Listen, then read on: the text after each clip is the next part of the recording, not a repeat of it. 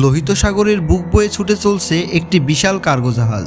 হঠাৎ পিছু নেয় একটি বেসামরিক হেলিকপ্টার। কিছুক্ষণের মধ্যেই হেলিকপ্টার থেকে ঝাঁপিয়ে পড়তে দেখা যায় মুখোশ পরা অস্ত্রধারীদের। কিছু বুঝে ওঠার আগেই AK-47 নিয়ে চারিদিকে ছড়িয়ে পড়ে তারা। ভেতরে ঢুকে একে একে জাহাজের ক্রুদেরকে আটকে ফেলে তারা। কিছুক্ষণ পর ভিডিও বার্তায় ইয়েমেনের সশস্ত্র গোষ্ঠী বিদ্রোহীরা দাবি করেন তাদের যোদ্ধারাই কবজা করে নিয়েছে জাহাজটি। সোমবার ইয়েমেনের একটি সংবাদ চ্যানেলে জাহাজ ছিনতাইয়ের একটি নাটকীয় ভিডিও প্রকাশ করেছে হুতিরা। তাতে দেখা গেছে বিদ্রোহীরা সফলভাবে জাহাজের নিয়ন্ত্রণ নিয়েছে, পাশাপাশি বোর্ডে ইয়েমেনি ও ফিলিস্তিনি পতাকা টাঙিয়ে দেওয়া হয় এবং তাদেরকে নিজেদের নিয়ন্ত্রণহীন এলাকায় যেতে দেখা যায় হুতিদের।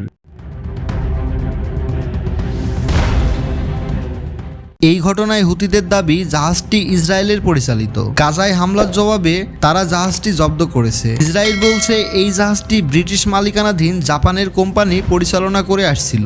এই ঘটনায় ইরানের হাত রয়েছে বলে অভিযোগ করেছে ইসরায়েলের প্রধানমন্ত্রী নেতানিয়াহু।